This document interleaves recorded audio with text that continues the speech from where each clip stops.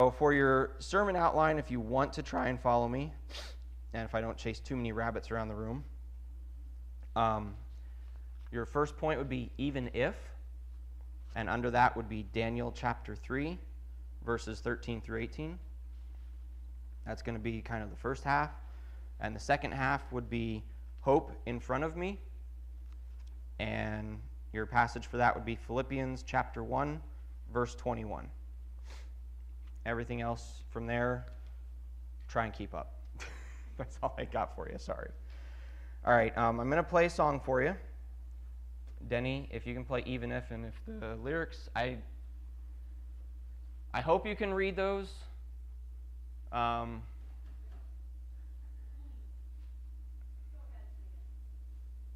is not the...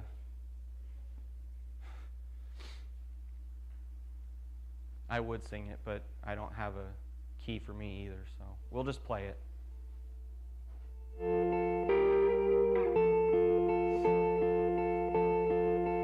They say sometimes you win some, sometimes you lose some.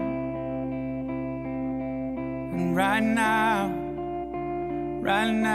I'm losing bad. I've stood on this stage night after night, reminding the broken it'll be alright. But right now, oh right now, I just can't.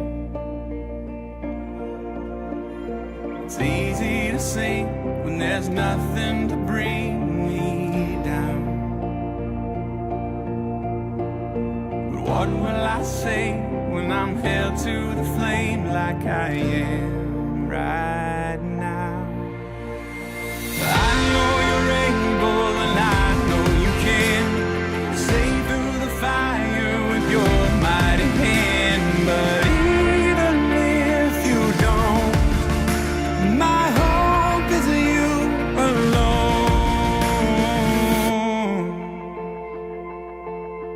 They say it only takes a little faith to move a mountain. Well, good thing, a little faith is all I have right now. God, when you choose to leave mountains unmovable, oh, give me the strength to be able to sing. It is well with my soul. I know you're able and I know you can save through the fire with your mighty hand. But even if you don't, my hope is you alone. I know the sorrow and I know the hurt would all go away if you just say the word. But even if you don't, my hope is you alone. You've been faithful, you've been good all of my days. Jesus, I will cling to you, come what may, 'cause I know you're able. I know you can. I know you're able, and I know you can save through the fire with your mighty hand. But even if you don't, my hope is you alone. I know the sorrow, I know the hurt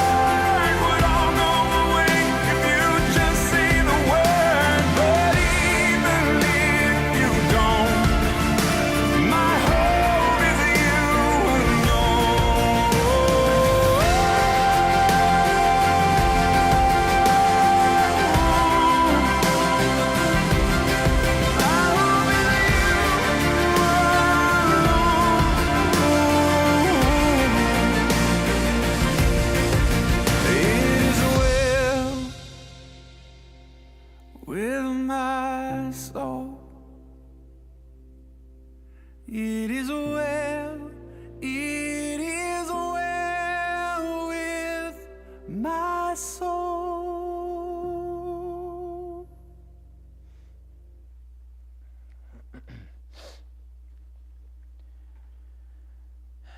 Then Nebuchadnezzar, in his rage and fury, commanded to bring Shadrach, Meshach, and Abednego. And they brought these men before the king. Nebuchadnezzar spoke and said unto them, Is it true, O Shadrach, Meshach, and Abednego? Do you not serve my gods, nor worship the golden image which I have set up? Now if you be ready, that at what time you hear the sound of the cornet, flute, harp, sackbut, psaltery, and dulcimer, and all kinds of music, you fall down and worship the image which I have made, well. But if you worship not, you shall be cast the same hour into the midst of a burning fiery furnace. And who is that God that shall deliver you out of my hands? Shadrach, Meshach, and Abednego answered and said to the king, O Nebuchadnezzar, we are not careful to answer you in this matter, or we have no need. If it be so, our God whom we serve is able to deliver us from the burning fiery furnace, and he will deliver us out of your hand, O king. But if not, be it known unto you, O king, that we will not serve your gods, nor worship the golden image which you have set up. And the rest of the story you all know.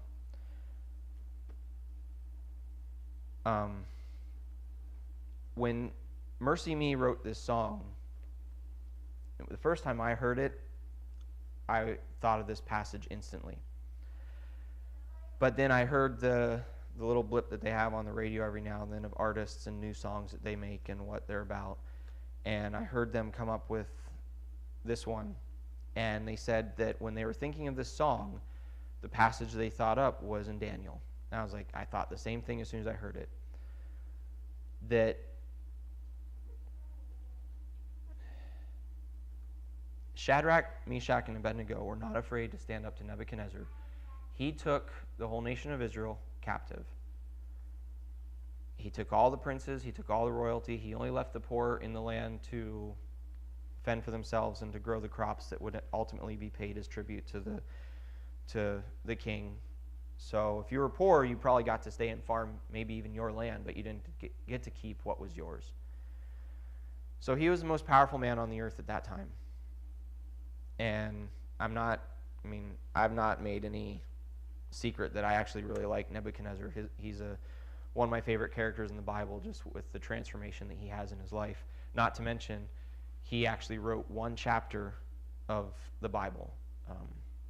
When you read a little bit later in Daniel, Nebuchadnezzar starts out with the chapter, and he even says, I with my hand have written. So Nebuchadnezzar wrote a chapter of our Bible. But at this point, he's the most powerful man in the world. And he is worshiping his gods, and he wants everyone else to worship his gods. And they say no. And what stands out to me is that oftentimes you hear, oh, God, we have our hope in God. God will come through. God will come through. We'll pray for everyone. We'll pray for each other. We'll say our prayer requests, and I'm sure God will come through. What you don't often hear is, what if he doesn't? What if God doesn't come through? And there's a little bit of a contradiction there, because God does come through. But you could more clearly state, what if God doesn't come through as you want him to? One of the reasons I'm speaking on hope today is I'm up here. I'm not the pastor of this church. Nathan, our 3 Sundays a month, is not our pastor of our church. We currently have no pastor of our church. Looking around this room, compared to when I was a child here, there's a lot of empty spaces in these pews. People that I asked to come from work, I said, hey, I'm preaching this Sunday. They all either gave excuses to me, or they're obviously not here. I don't see even one of them. And I am terrible at remembering where I find things. College papers with cited sources were the bane of my existence. I hear things, but I don't remember where I hear them. That's the problem.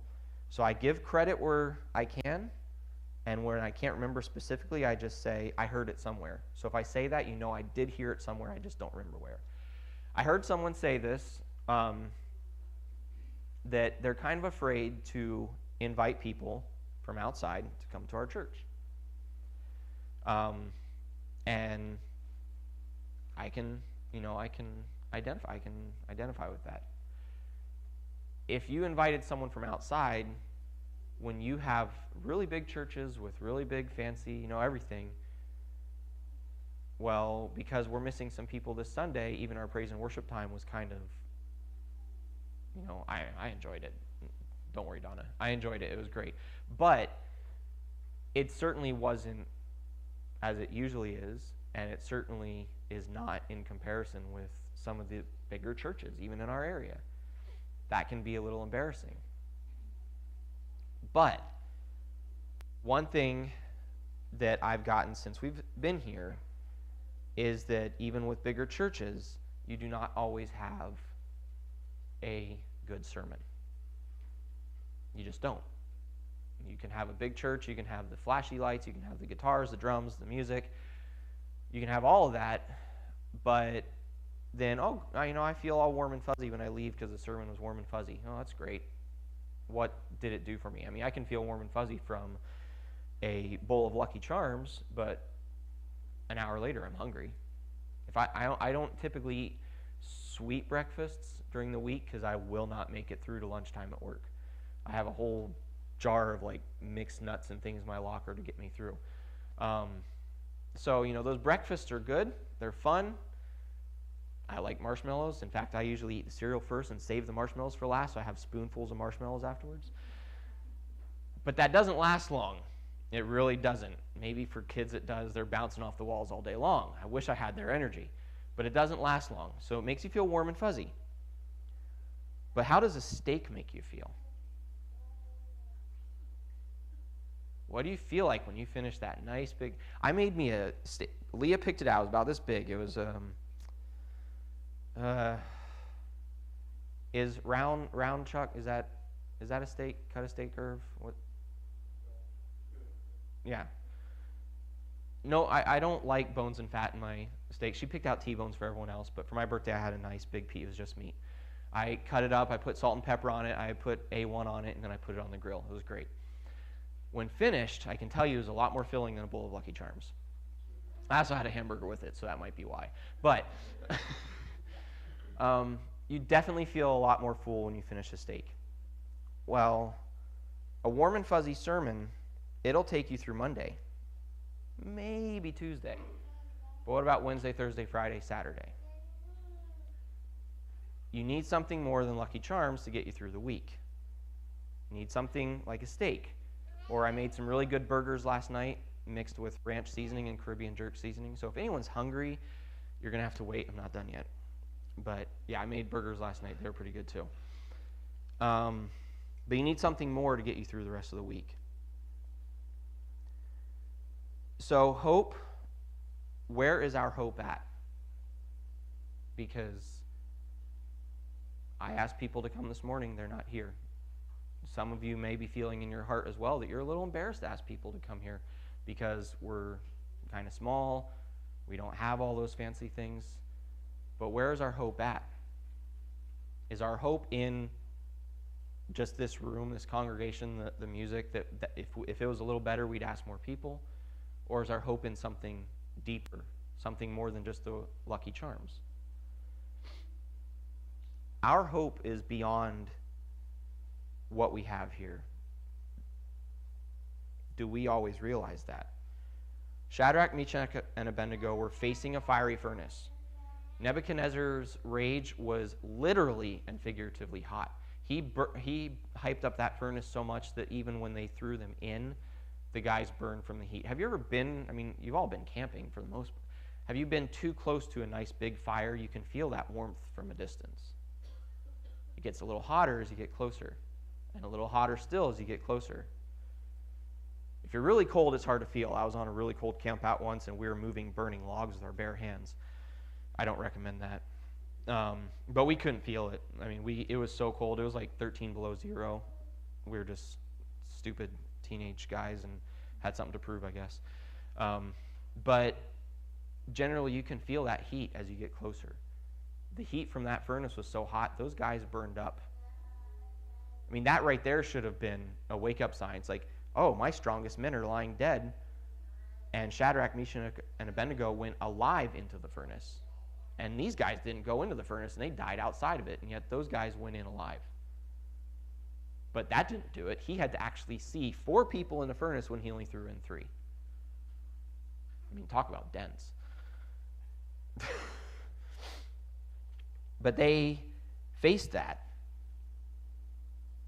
They had no idea if they were going to come out from that alive, and they didn't care. Their hope was in one thing, that God would come through. And it's not like us today, oh, God will come through and they'll be saved. They said, even if you don't, my hope is in you alone. But if not, be it known unto you, O king, that we will not serve your gods, nor worship the golden image which you have set up. Now, worshiping the golden image would have actually gotten them out of the fire, but they didn't care. They were willing to take the fire, they were willing to die to prove to the king that they would worship God alone. And they did not know if God was going to come through for them. That didn't matter. All that mattered was that at the end, they could still say, it is well with my soul. I might be getting this wrong. Someone correct me if I am. I thought I had read once before that the man who wrote that song had watched from a distance as British ships blew up the ship that was carrying his wife and daughters. Is that correct?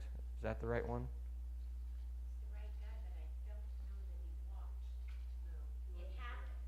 Okay, it happened.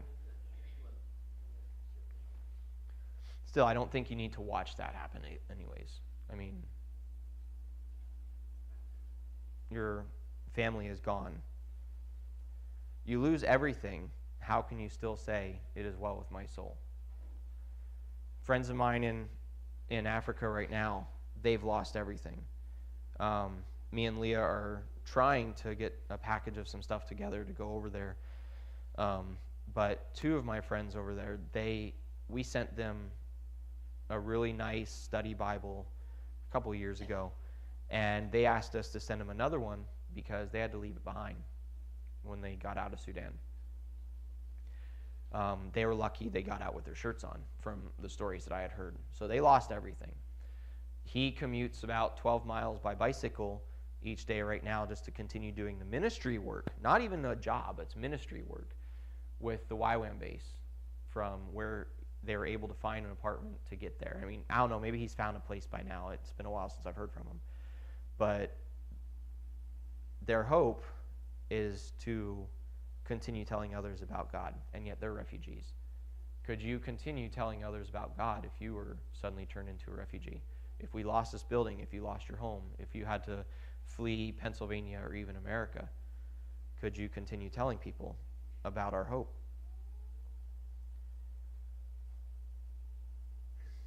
Our hope transcends. I did actually write that down.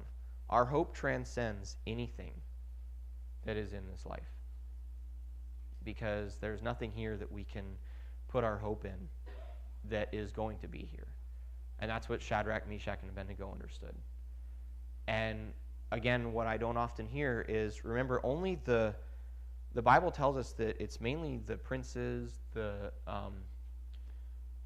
royalty, upper class citizens who were taken off to Babylon.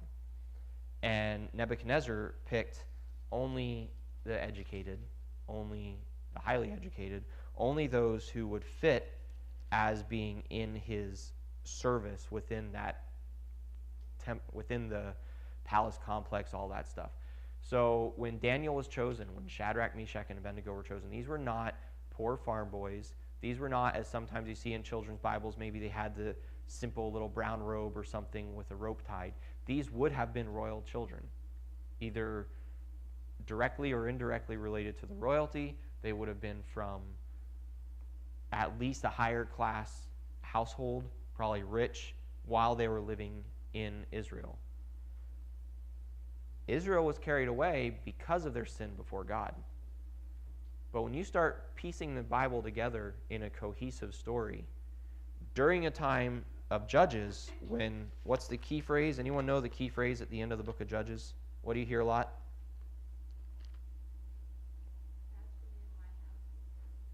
That's Joshua. Judges. It's okay.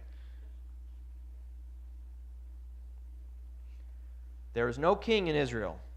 Everyone did what was right in their own eyes. But yet, during the time of the Judges, you also have Ruth. And Ruth was from Moab. What did Ruth do?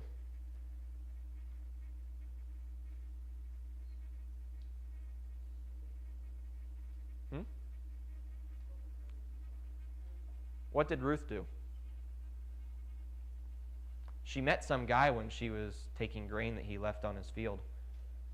What came about from that?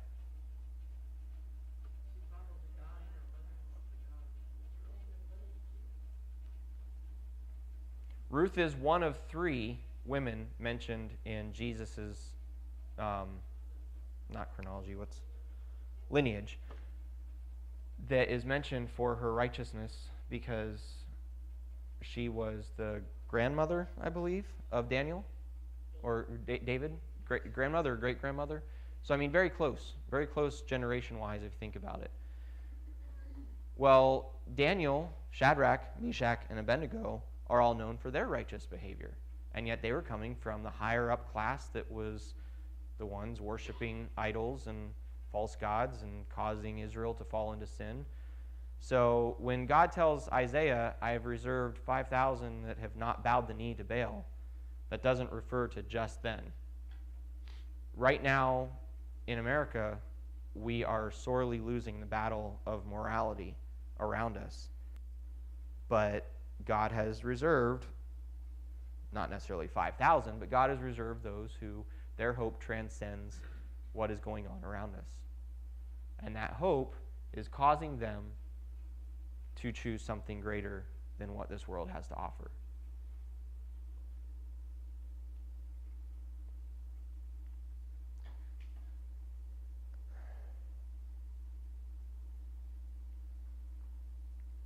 So, if our hope, I was actually thinking of showing a video clip. James is not here. He would have gotten a kick out of it. I don't have the video clip either. And then I thought it might be kind of bad to share an analogy from Star Wars this morning, so I chose not to do it. But there is a line in Star Wars that I always really enjoyed from Yoda that kind of makes me see the reality of how our hope is beyond what we see around us. And it's when he's training Luke. If any of you know Star Wars, if you don't, just follow along. But if you do know Star Wars, there's a scene where he's training Luke, and Luke he's dense. He doesn't get it either. He still thinks that to lift up something big, you got to use your physical strength to do it. And Yoda's like slapping him upside the head, basically saying, no, you don't have to. And so he gives up because he can't get his ship out of the swamp. And Yoda, if you know Yoda, he's, this tiny little guy. And he basically just looks at Luke with the confidence on his face that comes from, for him, 900 years of living as a Jedi and knowing what he believes. And he's living in the middle of a swamp. He lost everything. If you've seen any of the Star Wars movies, he lost everything. He watched his friends, which would have been his family. He watched them all die. He was betrayed. He lost everything. And he was living in a little hut in the middle of a nasty swamp. Or as Luke said, a slimy mud hole. But through that all, he was able to look at him and he said, judge me by my size. You shouldn't. And why not? Because my hope is in something greater, in his case, the Force, and a powerful ally it is. It's everywhere around us. And do you think that this is all we are? He pinches him on the shoulder, and he's like, we're more than this crude matter in front of you. We're luminous beings. If you've read any of the Lord of the Rings books, the elves that actually had been to the Undying Lands, that went back to the world, whenever they were seen for what they really were, they were luminous beings. They stood out. They glowed. And you could see them in the darkest moments when the darkness was overtaking you. Frodo saw the high elves for what they were. So what are we? If we are children of God, what are we? Are we just a physical body that's going to rot away and die? Are we just little people just running around doing our things and then saying to people we have a hope, but we don't even believe it ourselves because it didn't come through, it didn't come to pass?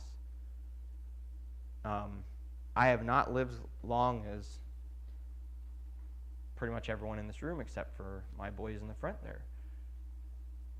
But things I've seen, things I've done, and places I've been,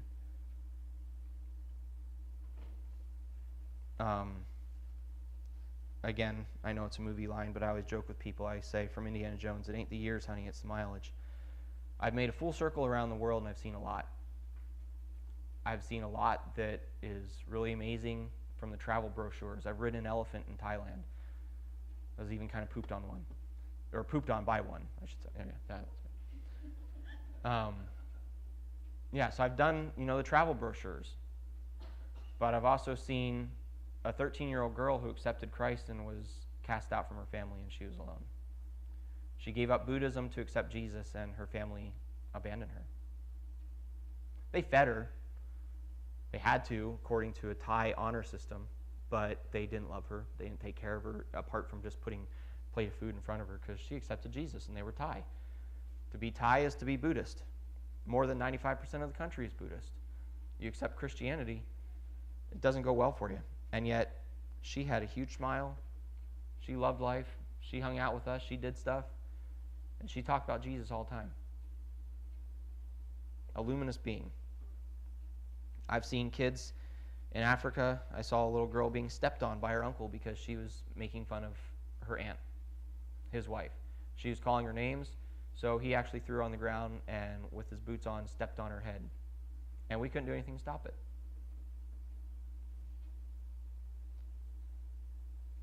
I watched Leah spoon feed a baby milk because of a cleft palate, and he died in her arms.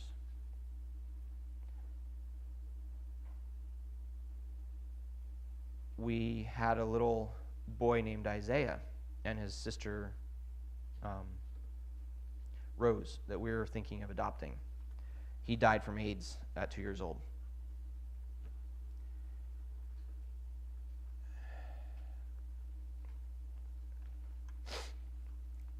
And yet, our hope is based in something greater. Something a lot greater than what we have here. My hope is not based in what I have in this life, because what I have in this life is very fleeting. And I know all of you have seen a lot. No offense, but you're older. Much older than me. You've seen a lot. You've lost a lot. Some of you are here and your husband or your wife is not here because they are with Jesus now.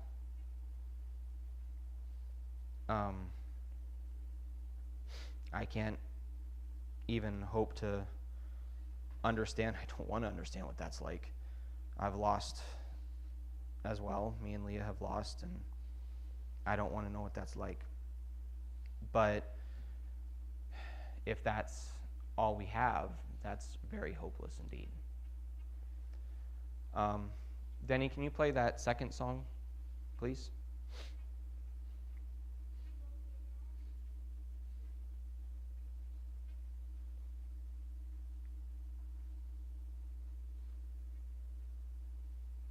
We were having trouble with this song this morning, so there you go.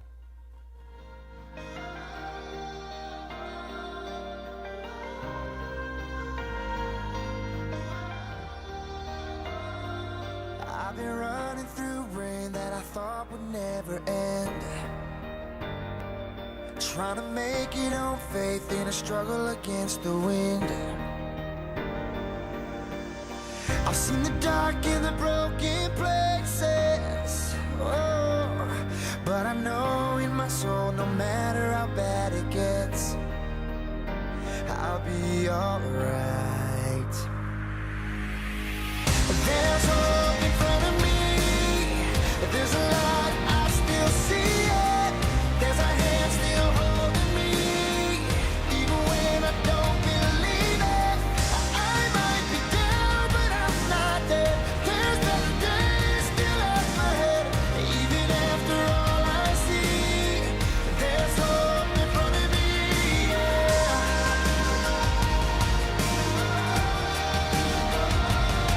There's a place at the end of the storm you finally find,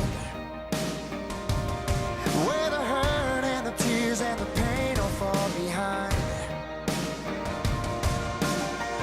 You open up your eyes and up ahead there's a big sun shining. Right then and there you realize you'll be alright. There's hope in front of me. There's a light, I still see it. There's a hand still holding me, even when I don't believe it. I might be down, but I'm not dead. There's better days still up ahead. Even after all I see, there's hope in front of me, yeah.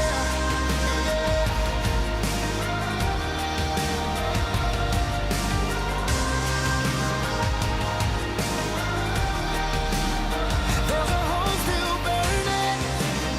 I can feel it rising through the night, and the world's still turning.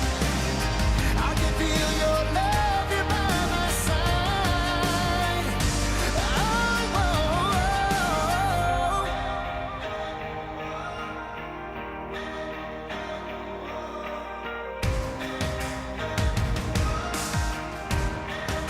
You're my hope. You're the light, I still see it.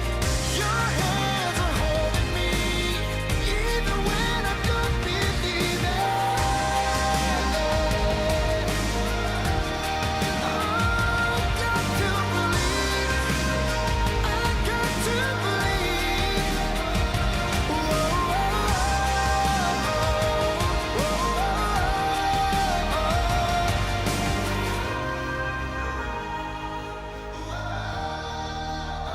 I still have hope.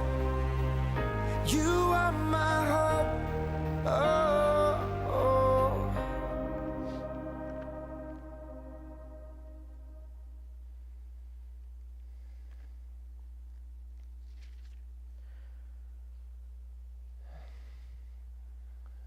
Philippians chapter 1, starting at verse 20. According to my earnest expectation and my hope, that in nothing I shall be ashamed, but that with all boldness, as always, so now, also Christ shall be magnified in my body, whether it be by life or by death. For to me to live is Christ, and to die is gain. But if I live in the flesh, this is the fruit of my labor.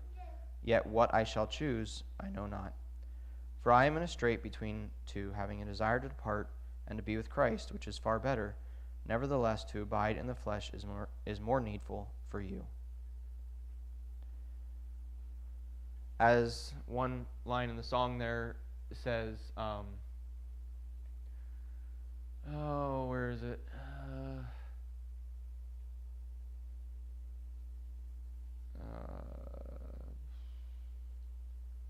I can't find it right now, but it basically it says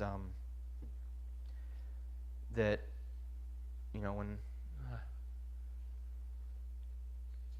go up a bit more, or down I should say. There it is. I might be down, but I'm not dead. There's better days still up ahead. Unless I put you all to sleep out there, you're still alive. You're not dead. To live is Christ, and to die is gain. I know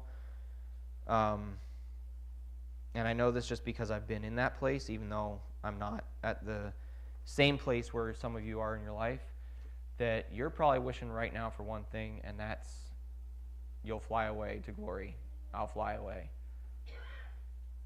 That sounds really great a lot of times. Depending on what you've lost in life, that probably sounds very great to fly away. But you ain't dead yet. You're still here. And unless something happens, you're going to wake up tomorrow morning still breathing. You'll still be here to live as Christ. If we have a hope that transcends everything in this life, that transcends everything that we have, that transcends everything of who we are, then you should be about that business. And when you go through days that you thought the rain just never ends, and there are some days it just doesn't seem like it does. And sometimes it's years that doesn't seem like it does. Sometimes you go through years where that rain just doesn't stop. It just keeps pouring. And like the rainstorms we had in Africa, boy, those things, they would come. I mean, if you've been in a dark room where you can't see your hand in front of your face, try a rainstorm where you can't see your hand in front of your face. When they go through rainy season, those rains come.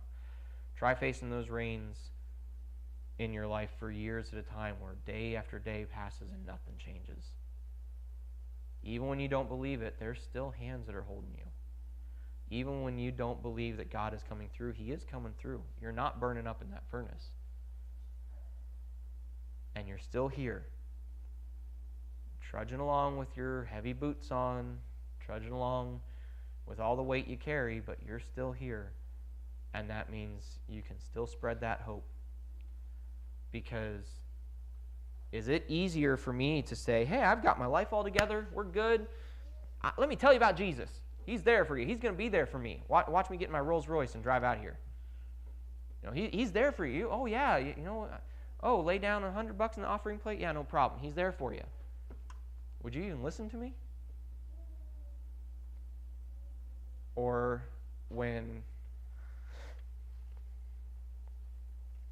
if I say, hey, Jesus is there for you.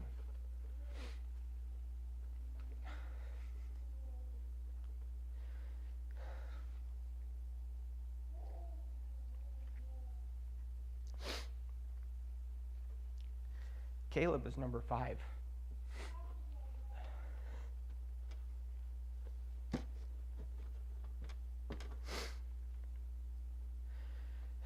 I'm sorry. I wasn't going to say that, but we haven't really told anybody about that.